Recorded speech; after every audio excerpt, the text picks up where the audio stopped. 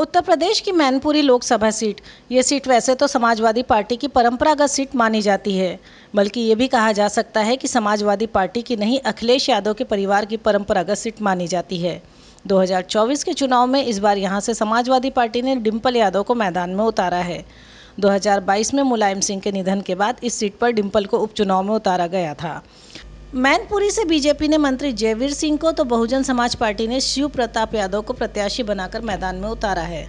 दरअसल उत्तर प्रदेश की मैनपुरी सीट पर तकरीबन 2.5 दशक से कोई और पार्टी जीत दर्ज नहीं करा पाई। मैनपुरी लोकसभा सीट पर यादव वोट सबसे ज्यादा हैं। शायद ये भी एक वजह रही कि नेताजी को इस सीट पर सालों साल जीत मिली। नेताजी के बाद भी यहाँ के वोटर ने परंपरा को बनाए रखा और 2022 में नेताजी के निधन के बाद डिंपल भाभी को लोकसभा भेजा। अब आम चुनाव में बीजेपी ने यहां से मंत्री जयवीर सिंह को प्रत्याशी बनाया है, तो बसपा ने पूर्व विधायक शिव प्रताप यादव को। मैनपुरी सीट पर जातिगत समीकरण कुछ ऐसे हैं कि अब तक जिसने भी जीत दर्ज कराई वो यादव प्रत्याशी ही था। 1984 के बाद से लगातार जीतने वाले सांसद यादव समाज से ही आते हैं। 1996 में मुलायम सिंह यादव इस सीट से जीते, फिर लगातार यहाँ समाजवादी पार्टी जीत दर्ज कराती रही। मैनपुरी लोकसभा सीट समाजवादी पार्टी से जीत पाना किसी भी दल के लिए चुनौती भरा है। इस लोकसभा सीट की 5 विधानसभा में से 2 पर बीजेपी और 3 पर समाजवादी पार्टी का कब्जा है।